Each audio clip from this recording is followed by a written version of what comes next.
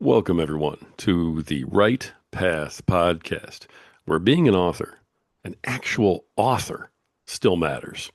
Folks, this is the podcast that's for authors, it's about authors, it's done by an author, where we share our journeys, we explore our creativity, and we examine the why behind it all.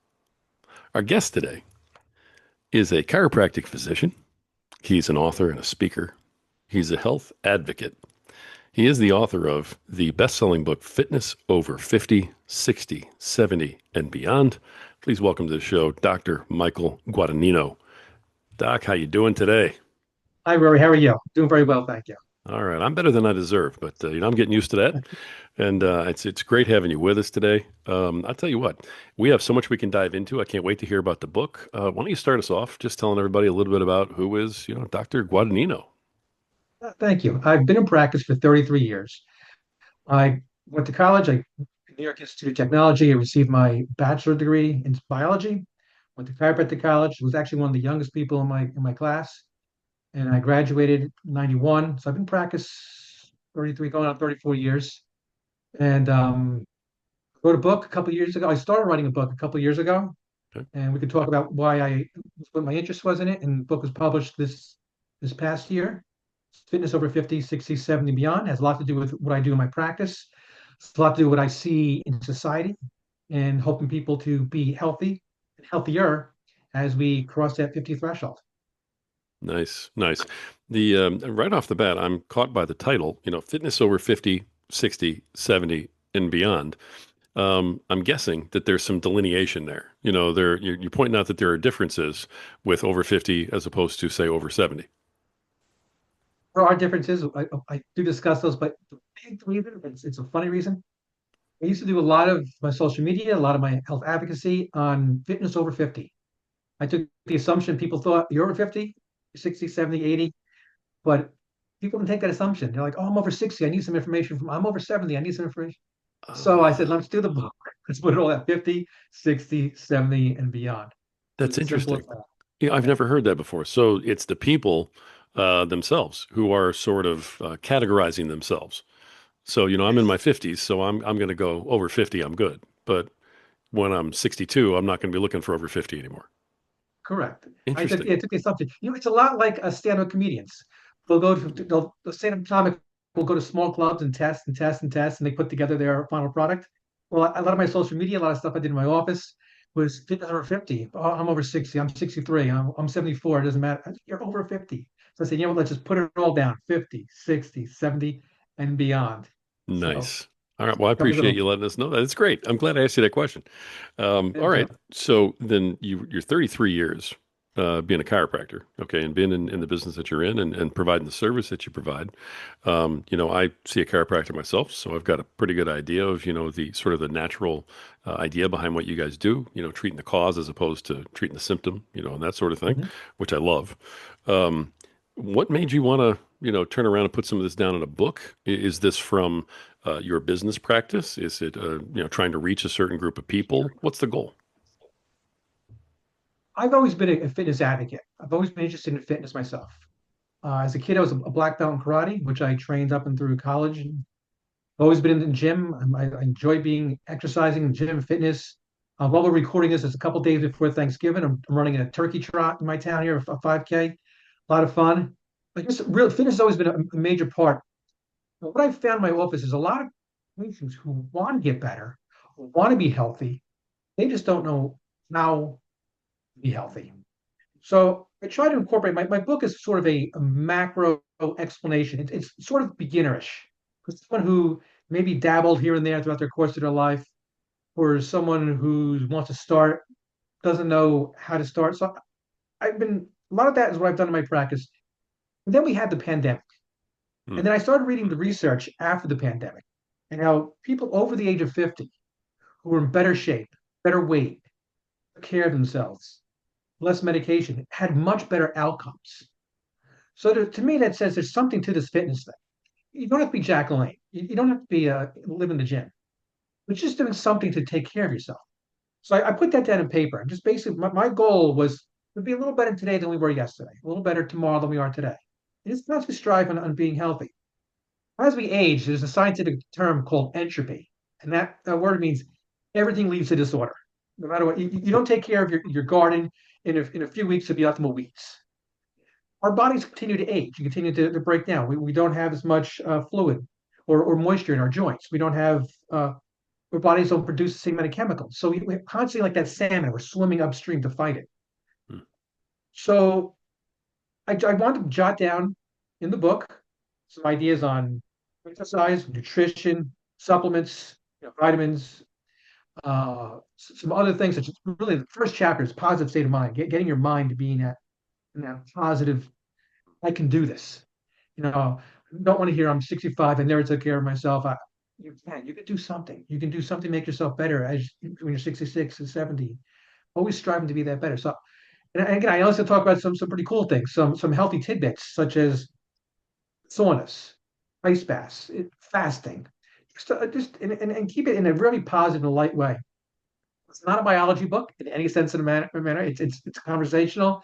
I talk about people who've famous people who have taken care of themselves and the results. And it has and it's purely science based. It just 200 scientific citations in there. So it's not an alternative out there. But it's really just following the data that's there and just doing the things that you can do that any person can do for themselves and help themselves to be better and healthy. So they don't have to live a life of medication, and so you can be a healthy grandma, grandpa, and as long as your genetic makeup allows, let's express that fully without interference. Sure, sure. Well, I mean, okay, I get it absolutely in terms of wanting to kind of serve the public and spread some of this information. Um, what was it that made you choose the book for the vehicle as opposed to like a YouTube channel or, podcast or, public speaking, something like that? Yeah, I do just some public speaking. I have a very active social media, but I'm an avid reader. I mean, I go through books and I read a lot of nonfiction. And Mhm. I'll throw fiction once in a while.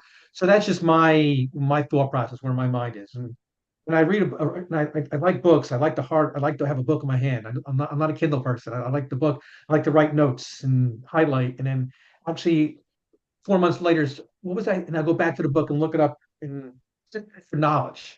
So I like that. So that was just fitting in my world. My world is reading and learning and wanting to share that my knowledge, which is what's there. If you want it, if you want to be held, it's there. It's all there for you in a nice. But it is also sold on Kindle if you are a Kindle person. Okay. Okay. Of course. I mean, you got to cover your bases. The younger folks are definitely doing Kindle. But no, I get it. Do you feel like you're your own target market in this field? I feel I'm a little target market in the sense that my contemporaries, yes, completely. For someone like myself who's spent so much time in the gym, I'm going to be honest, it might be a little remedial. Okay.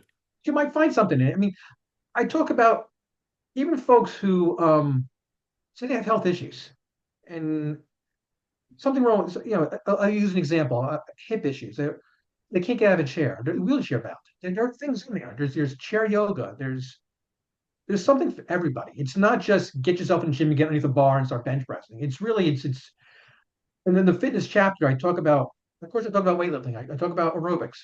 But then then talk about yoga. I talk about stretching. I talk about again things that you can do in a chair. I know some folks who are fairly immobile, older in age, but they go to classes where they'll sit in a chair and they'll pass the ball amongst each other and they'll do kind of stretching type of exercises. And so there's something there for everybody.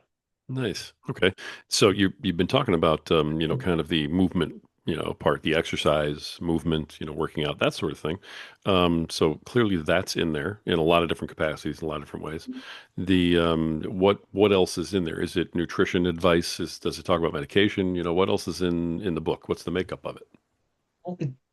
There are three chapters on nutrition. First one I just break down so people can understand what a sugar is, what a fat is, and what a protein is. I kind of break that down. Just to have a basic. Again, it's not a science book. I said like that. You don't have to memorize the stuff. Just get an idea what we're talking about. If you're reading labels, you know what you're reading. Another chapter is on different types of diets. I don't say what diet's the best diet, but I'm showing you what a vegetarian diet is, what a keto diet is, Mediterranean diet, and we go through a list of different types of diets. So you can, you know, someone may, it's a vegetarian diet is very difficult for most of us. A keto diet would be very difficult for most of us too. Hmm. But there are other, but you can look at all the different Mediterranean diet and portion control diets and what might fit you. And the third chapter on it, I talk about supplements. Big issue we have here, especially in the United States, is the agriculture strips the soil, and we lose a lot of vitamins. The soils, vitamins get into the plants. We eat the plants, the animals eat the plants, we eat the animals. We're lacking certain vitamins. So just by taking some supplements may help fill that gap that we might be missing in a nutritional basis. As an example, there's a very important chemical found in one of our cells, found in all our cells, and it's called mitochondria. It's called CoQ10, and it really helps with the energy. It really helps with they've done some research on how it helps with heart health. After 50, it really starts to dip. So just by putting that supplement in there, just supplementing some CoQ10, you help keep your metabolism working at a much faster, stronger, better pace, and it helps our immune system, and it helps all aspects of our life. So I talk about supplements, and again, like key thing I say, supplements are a supplement. You can't supplement your way into a bad diet. You know, have a bad diet. You Okay. have to. So I talk about this, and again, I'm not telling anybody. I'm not preaching. It's all here. If you want to look at it, you want to do it, it's here. But here's the information, develop information. And again, it's all backed by citations, Interesting. scientific research. It sounds like you're giving people who really don't have a plan or a starting place a place to start and a place to start building from. Am I getting that right? Yeah, 100%. I talk too about where do I begin? And in that chapter, I talk about get yourself a notebook. I mean, we're over 50. We still use notebooks. I use a notebook and Habit. diary. Yeah, the kids. I see the kids with you know. I need I need a notebook. So, but by writing things down, in writing the day that you are when you really have that motivation. I'm going to start today. Write down all those feelings and then go back to them and reread them. I mean, on January 1st, everybody's motivated. On January 15th, the resolutions start to kind of drop. Right. But if you use those motivate, just go back and just remember why I thought this way, how I thought this way, and do that every day to keep yourself motivated. And then come up with a plan and write down your plan. Today I'm going to do this. Tomorrow I'm going to do that. Next week, next month, here. Reverse engineer your goals. My goals are no matter how grand they are, and then work your way back. What does it take to accomplish that? And so you bring it all simply down to today I'm going to walk a little bit. I'm going to walk around the block. Tomorrow I'm going to walk this way. I'm going to stop eating less sugar. I'm going to start eating less sugar, and just slowly do that. So yeah, it's a plan, and I try to help people on how to foster that plan. And big thing is journaling and writing things down and having a good notebook. I love that. So you're giving action steps on how to start as well. Yes, correct. Yes. Yeah, I love that. Okay, I think it's definitely a that's got to be a large niche to be attacking. There's a lot of folks who need that help, I think, especially in our age groups. And it goes back to again, I see my office. People want to get better, people want to be healthy, want to be fit. They don't know how to. So you start writing things down, and then you'll all of us did. Well, have this great idea, and then you don't write it down, and then a day or two later is what was I thinking? What was I saying? I so just write it down, and so it's always there. And you can always go back and reference it, look at it, and follow it, and create a pathway, reverse engineering, getting yourself to where you want. It's simple, but it's not because it takes the effort. But it's again, I'm using that phrase again. It's all there. It's all pathway to getting yourself to and it could be used for anything in life. You know, just writing things down and following your journal, following your path.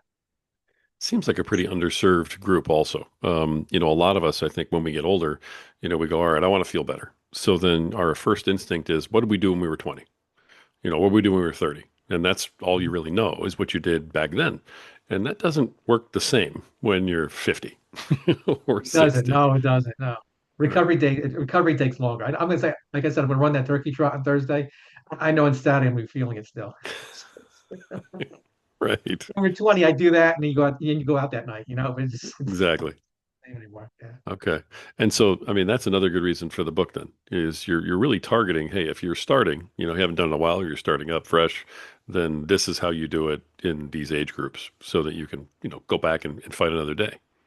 Exactly. Yeah, Yeah. exactly. And continue to fight and continue to it's still, we're here a short period of time.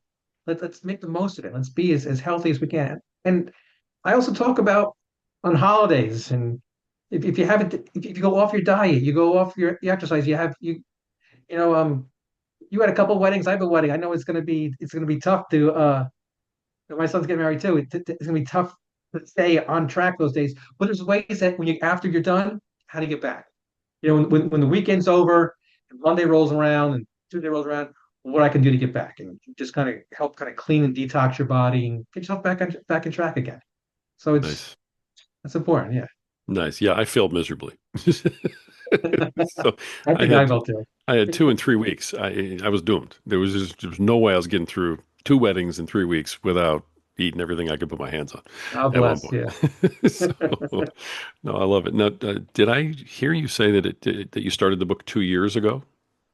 No, I'm sorry. It took me 2 years to write it. Okay. I s- now I get probably about 3 years ago. It took me 2 years to write it.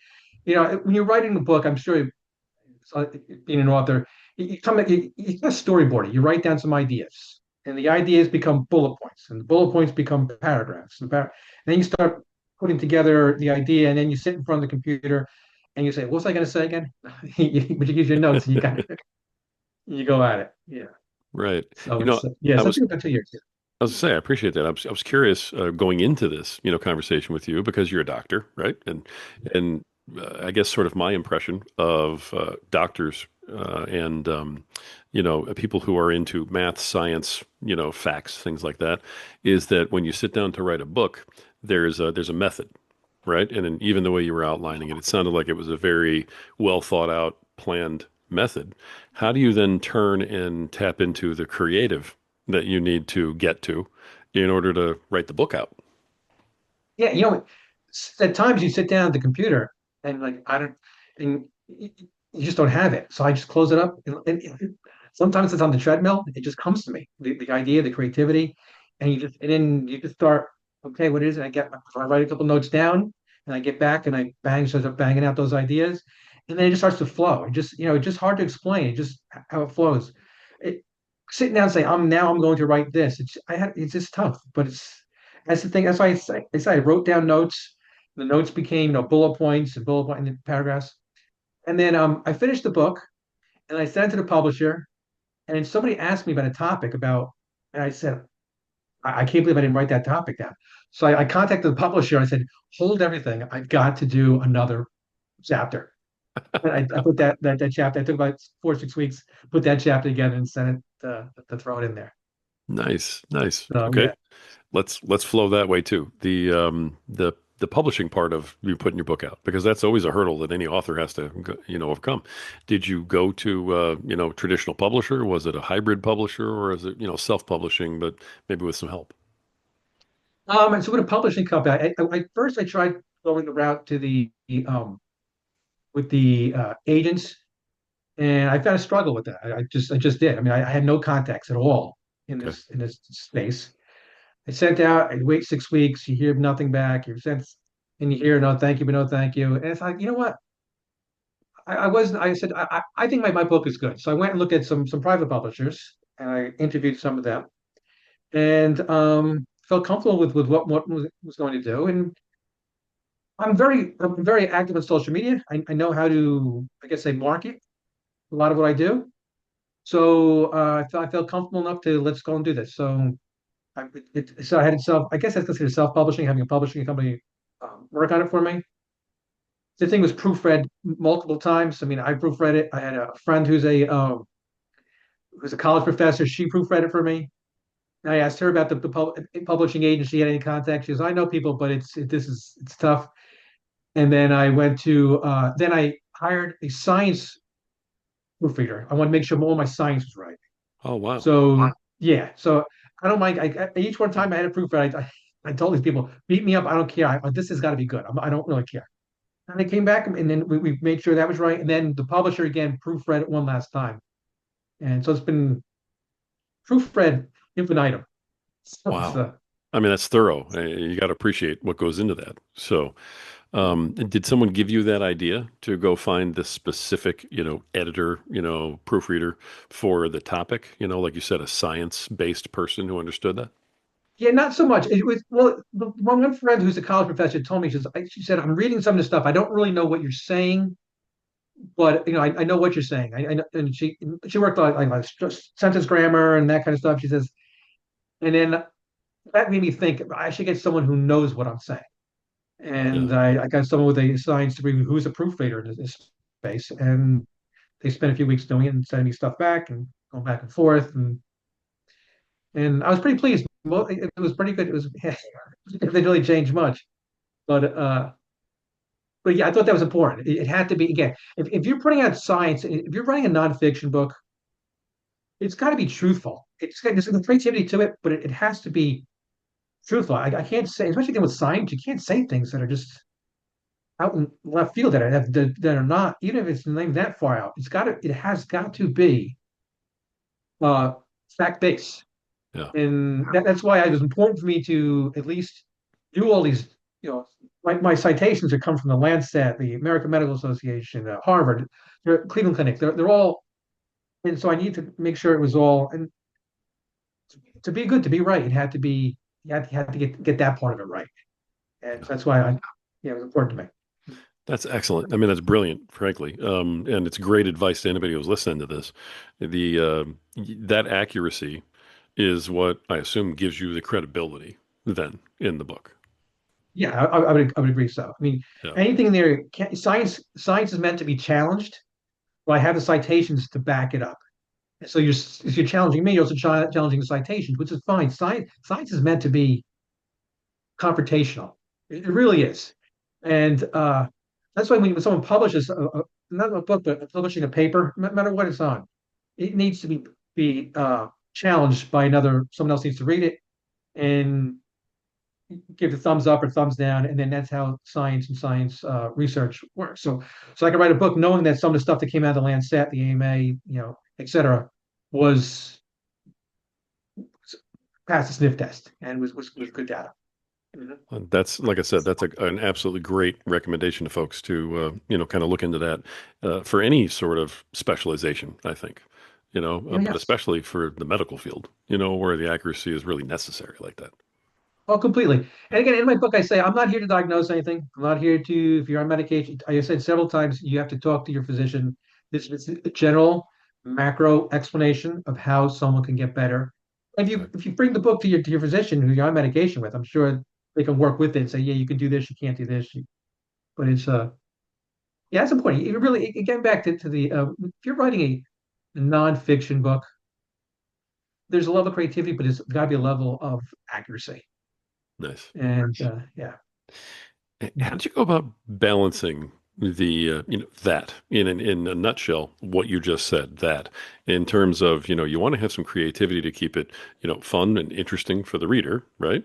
And connect with them on a human level, but you also have this, scientific, factual, is it factual? Is it credible? And you don't want it to be a fantasy novel where, the medicine's fiction, but you also don't want it to be a manual and Yeah, like, a exactly. how to, right? So you're trying to make it a book. How do you go about bridging those gaps? I found like I said, I'm an avid reader. Storytelling is really a great way to do it. Hmm. I I'll talk about Chuck Norris, 84. Yeah, someone who's taking care. I'll tell his story. I'll tell Jacqueline's story. There's another woman. Her name is Joan Campbell, who nobody knows about, but she's at 59 years old. She began taking care of herself and swimming. And at 94, she's swimming 1,500 laps in a pool. Wow. Crazy. But it's a great story. I'll Yeah. talk about professional athletes and things that they've experienced, and so you put all that together, and that makes it more creative than, as you say, than a manual. Right. Right. I love that. Storytelling is a fantastic answer to that. So I appreciate you, putting that out there.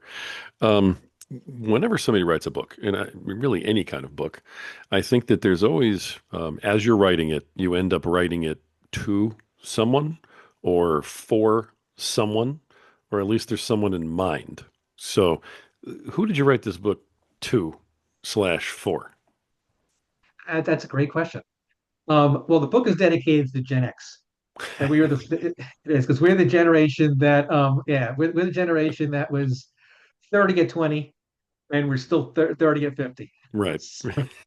We just stopped right there. Yeah, yeah, for a lot of reasons. I really speaking to people I've come across in my practice, my family, who when they get over that bridge, um, you, you see family members, who are taking medication, and you try to help them, but or might be living on a certain, they just made a change in their body. They may just made a change in their livelihood. Maybe they don't want to, but I'm trying to I'm trying to do what I can to try to get that point across and to tell them that here it's here. It can be done.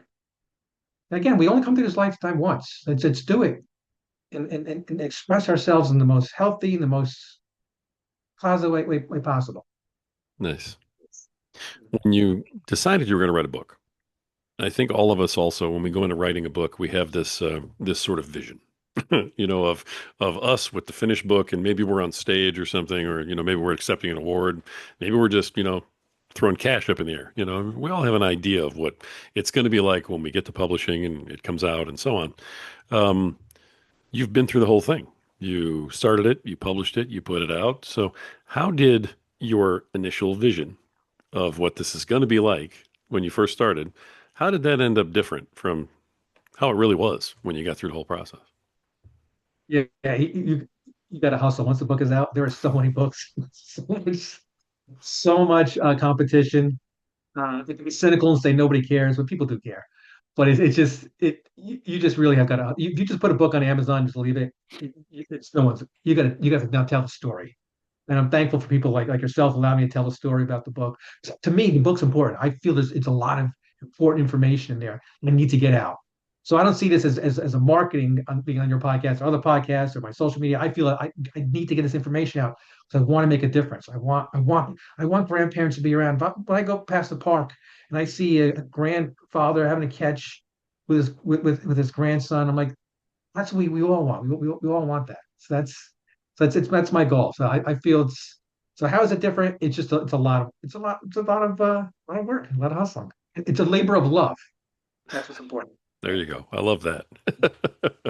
For sure. Was that the biggest surprise that you encountered? Was, wow, this is a lot more work than I thought it was going to be? Or was there anything else that was also different, from what you expected to how it ended? Well, I think that also the part of the difference too is the big publishing houses and how getting those doors were just. And then after a while, I started to break it down. I was like, you know what? I'm going to do this myself. I'm not going to wait for anybody else. I'm going to take the bull by the horns and do it myself and push it myself and see where we can go from there. I actually was contacted by a publisher over the summer. Asked me if I want to switch and go with them and have and go through this process. And I looked at it and I was like, you know what? I'm happy where I am right now. This is going well. I'm going to keep where we are. Thank you, but no, thank you. That's not for everybody else. That's for me. I mean, everybody's going to find their niche, their pathway. Um, I was fine doing it this way. I mean, I'm a chiropractor. I'm swimming in this stream a lot of times anyhow. So why not continue that path? But it's also been a fun journey. It really has been. The ups and downs, highs and lows. It's life, but it's a fun journey. I enjoyed it. So I enjoy talking to you. I enjoy talking on the podcast. I enjoy sharing on my social media. It's a labor of love. Nice. When you were, I mean, you've encountered everything from having to, tap into the creative, to be accurate with the facts, to coming up with your process in terms of, let's do the outline, but then it's got to come to me, when I'm on the treadmill or something. Yeah. Was there anything that happened in the whole process for you where it was kind of like sort of an obstacle? And you feel like, man, I really need to get over this obstacle. Writer's block. It just happens. I mean, I know I have a lot to say, but I can't say it. It's so I would just close everything down and just go until it came to me again. I mean, that was an obstacle. But I think that happens to everybody. I mean, in order to my thoughts, we let creativity happen, there has to be no blockage, and life gets in the way. I mean, we'll have to pay bills. We all have families. Well, there's things that go on, and it's hard when there's all that stuff going on that's clashing. So you kind of just let it go, and then when there's that quiet time, your mind wants to work, and it will just, or it's been working and it's now pushing it from the back of the brain to the front of the brain. So it's you know, that's just part of it. I mean, it wasn't that, it didn't really frustrate me as much as I can't think of anything right now. Let's just walk away and let's let it happen. That's good. I mean, it sounds like you had a pretty good expectation level, frankly, going into this. You weren't pie in the sky, it doesn't sound like. No, no, no. I knew exactly what Very it's pragmatic. That's good. yeah, yeah, exactly. That may also come with being over 50. We've been to the puppet show. We've seen the strings. We kind of get it. Right. So, exactly. I love that. You mentioned the hustle that has to happen, especially with marketing and things like that. So, how have you gone about marketing the book? And what's been the best thing you've done marketing wise? This thing. These podcasts are great. I do a lot of, I actually run a lot of very small Facebook ads, small ads, the book, Okay. um, and I target. I'm very comfortable with social media. Being a Gen Xer, but still being, it's not our generation to do it, but I've learned, I use it a lot. And I just direct them to the Amazon page, and that's worked well. Um, and just I took I did some promo shots you're in the Midwest now, but in New York City, I took a couple promo shots. Pretty cool. There's this one particular bridge. I forgot the street it's on. Anyhow, in New York City, and I took some promo shots on it, and it just went viral. It's the guy in the book. You never know what's going to hit. Yeah. So that's it. That's part of the fun. That's part of it shouldn't be just fighting all the time. You really have to kind of creativity grow on marketing levels and on the sharing way too. And I guess I'm on social media a lot. I do. I have like 33,000 followers on TikTok. I have a lot of followers on Instagram, and just getting that word out, and you reach somebody who's eager, and it strikes them that yes, I'm in that. I want to be more healthy. I want to be more fit. And how can it happen? And they come across my book.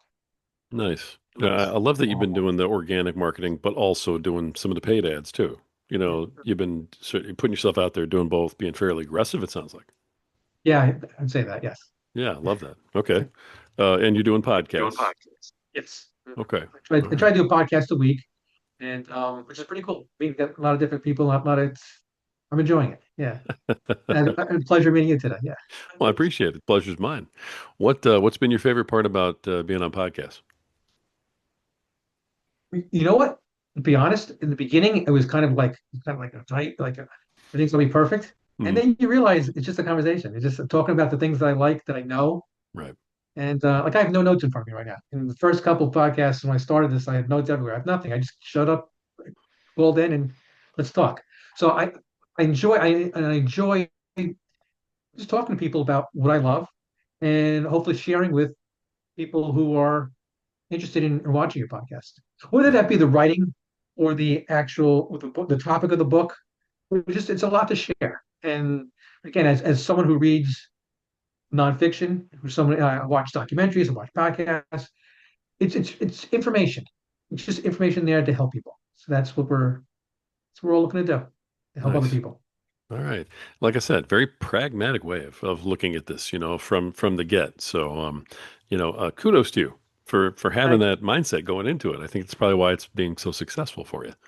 But that's great. Thank you. Have you encountered anything that, in terms of promoting the book, especially, that just did not work? You were just like, man, what a waste of time. Can't believe I did this. I did a couple book signings, and one I did in my hometown because a bunch of friends and neighbors they bought the book and they wanted me to sign it. So I said, you know what? I went to a public library. I said, I'm gonna do a book signing. I made a donation to the library. I came in. I had gave a little talk, which was a lot of fun. Signed books. Then I went and did it in other bookstores where nobody knew me and I wasn't. And I don't think they really marketed well. So it didn't go as well.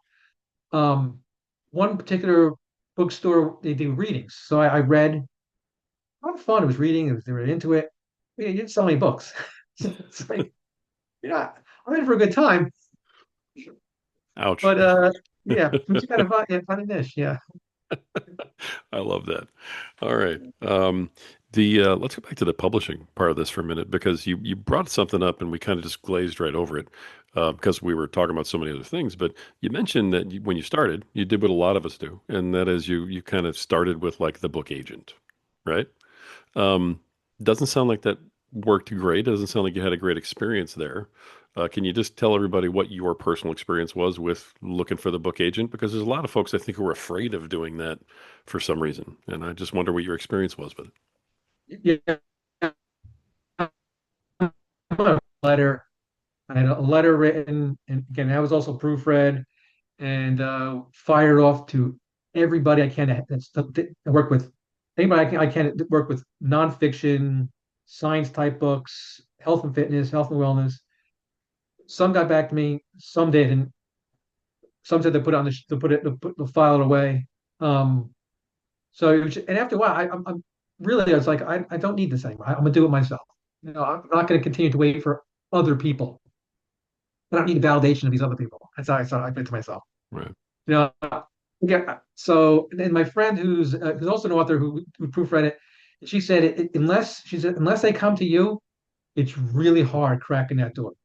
I mean, it's just really hard unless you are a person of wealth and fame. They don't really see. I was told they don't really see how they can make money off of you. It's like, you know what? So then I said, let me start looking. So I went and looked at some of the private publishers and saw what they offered and what they didn't offer, and went with a private company, and rest is history. But I wasn't afraid to contact them. No one should feel afraid. It's the worst that's going to happen is they say no to you, and you're never going to see them again the rest of your life. It's a difference.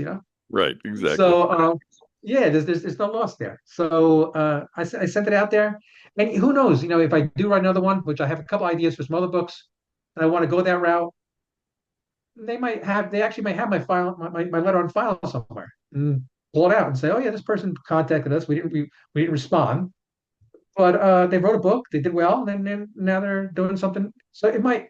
So if anybody's out there, I say just go for it. Just contact us, everybody. There's nothing to Nice. lose. Nice. Yeah. That is one of my questions, towards the end here is is, what's coming next? You seem to be pretty happy with the book and, it seems to be doing really well. So is there a sequel planned? Are you branching into other areas? Where's Dr. Guadagnino's, heart in this whole thing?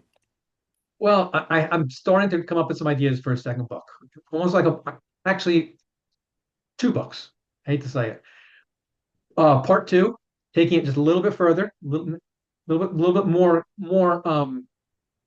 advanced Hmm. for fitness, and another one is for the youth and how to youth to be healthy, and because we're dealing with an issue of childhood obesity and a lot of those issues that kind of again not interfering with what they're doing with their doctors or just basically putting them on a path towards well some schools are getting rid of physical education and you want to keep Yeah.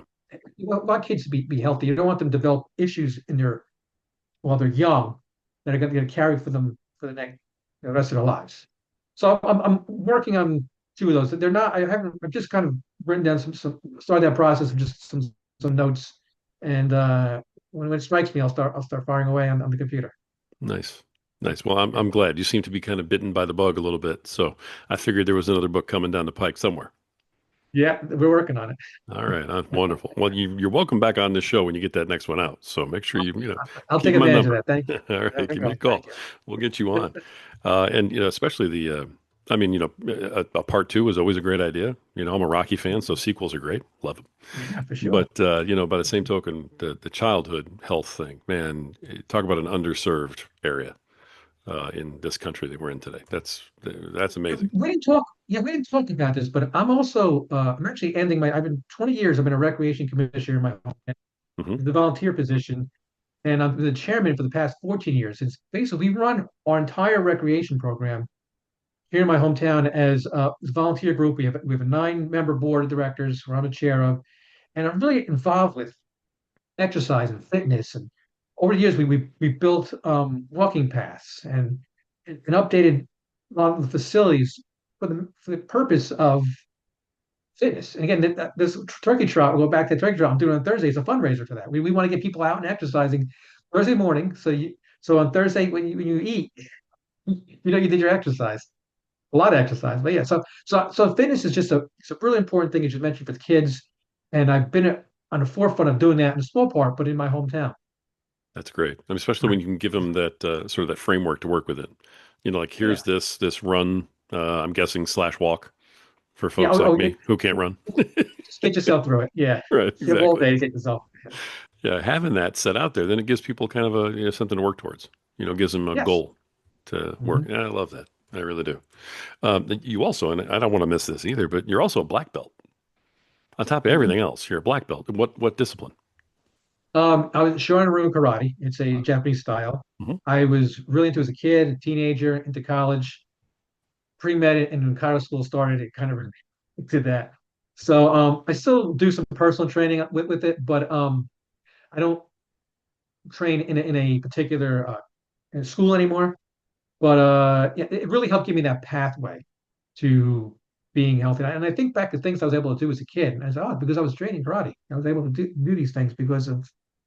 And it's a great outlet. It's another great. There are a lot of things that kids can go going back to kids and helping prevent childhood obesity, childhood diabetes, all those types of type 2 diabetes, all those types of issues that if we can make a difference on any level, whether it be 15 over or the kids, it's important. Important just to be healthy and allow your natural genetic expression be expressed. Yeah, I love where your heart is. I really do. Thank you. Whether we're talking about this book or the next book or the one for the kids, what has to happen outside of making a whole bunch of money, unless that really is the answer to your question. But what has to happen outside of just the dollars and cents for the process and the completion and the book to be a success in your own eyes? Another good question. I think it's a success now. I mean, the book is selling. The book is it's out there. Um, I didn't write the book expecting to make $1 million on a book. I mean, that's again, I had a real pragmatic. Let's just get it out there. Let's just be ahead of the curve at all times. Yeah, What you put into it, what you make. But other than that, it just if it makes a difference, I'm just trying to do my part to help people be healthy at any stage of the game. And this targeting book is 15 above. And that to me, that's a success. that's awesome. That really is, especially when you can say, "I think it's a success now." You know what? Congratulations, Yeah. because that's really, really Thank you. cool to hear that. I love that. Thank you very much. All Mhm. right. As we start to wrap this up, let me make sure I get your contact info, to everybody. Your websites, social media, best ways to reach you, and of course, I'll put it on the social show notes for you. My website is drmguad.com. It's drmguad.com. On that page, on that website is everything. There's my social media. There's I blog once a week. You can even subscribe to my blogs. So I'm always writing. So it's information on my practice. But my social media, best I consider my hub is Instagram, and it's Dr. period underscore Guadagnino. My name will be spelled on this podcast somewhere. It's Oh not yeah, an easy one to spell. But that's my Instagram page, and from there you can find my YouTube page. You can find everything on there, and it's a good branch. fantastic. All right, all of that will be in the show notes. We'll make sure that's all included for everybody. So, I just like to have you say it because then people get an idea of what they're looking for. They'll remember that. They'll hear it. So, and they'll Sure. remember to look in the show notes, right, for that unique last name, which is going to be Look, perfect. look below. Yeah. You got it. All right. Final question, and I appreciate you coming on and sharing everything you have. Again, I love where your heart's at with this entire thing, and I wish you nothing but the best. But um, you have completed the process of wanting to write a book, starting it, publishing it, the whole bit, getting the editor done, even a specialty editor for the science portion of it, which is awesome for everybody to hear about because it's such a unique thing for people who haven't heard that before. You've gone through the whole process. You've completed it. So what's your best piece of advice for authors who are out there who are not yet where you are? Just do it. I mean, if you want to do it, just do it. It's don't let anything hold you back. Don't let naysayers. Don't let your. A lot in my book I talk about my practice all the time is that positive state of mind. We all have that, the angel and the devil. Yes, do it. Don't do it. If you want to write that book, just just start little by little. Next thing you know, you have 5 pages, 10 pages, 100 pages, whatever it is. But just believe in yourself, trust in yourself, and take that step. And once you get hit that critical mass point, you're going. The stuff of finding out the publishers, that stuff will come along. But just the first part is actually to write the book, and don't stall, don't delay. Just get down and just start doing it. And even if you don't have a lot of time, you do a little bit here, a little bit there. It'll come because you don't. Last thing you want to do is say, "Oh, 6 months ago I should have started. A year ago I should have started." Just sit down and start doing it. Just get yourself together and get it going. Great, great advice. I love it. All right, folks, author of Fitness Over 50, 60, 70, and Beyond, Dr. Michael Guadagnino. Um, Doc, thanks for coming on. I really, truly loved everything that you brought today and some very unique perspectives. And again, love where your heart is. And I wish you all the best on this book, the next book, and the one after that. Perfect. Thank you very much. This was a lot of fun. I'm glad. I'm glad.